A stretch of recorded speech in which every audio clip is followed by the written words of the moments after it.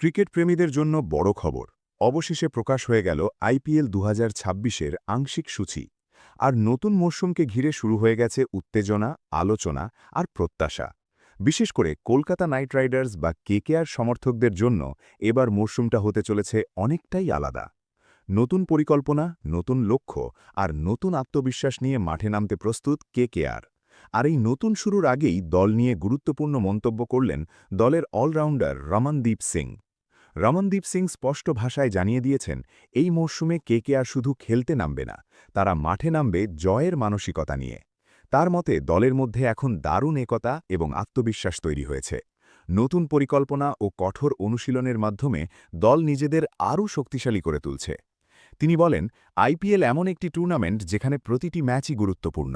একটি ছোট্ট ভুলই ম্যাচের ফল বদলে দিতে পারে। তাই প্রতিটি খেলোয়াড়কে নিজের সেরাটা দিতে হবে।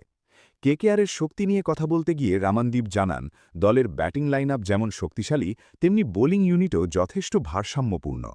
তরুণ খেলোয়াড়দের সঙ্গে অভিজ্ঞ ক্রিকেটারদের সমন্বয়ে দলকে আরও বিপজ্জনক করে তুলেছে। তিনি আরও বলেন, সমর্থকদের ভালোবাসা কেকেআর দলের সবচেয়ে বড় শক্তি।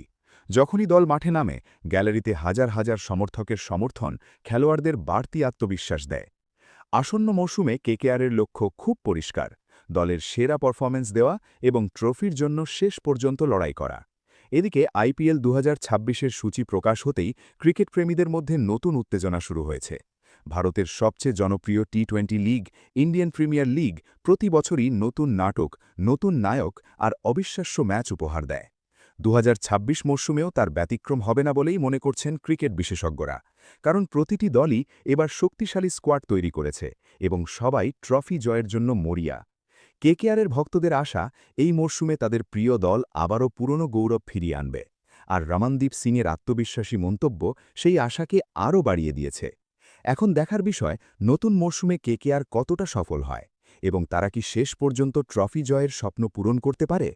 তোমার কি মনে হয়, এই মরশুমে কেকেআর কি আইপিএল ট্রফি জিততে পারবে? কমেন্ট করে অবশ্যই জানাও। আর ক্রিকেটের এমন সব আপডেট পেতে ভিডিওটি লাইক করো, শেয়ার করো এবং চ্যানেলটি সাবস্ক্রাইব করতে ভুলবে না।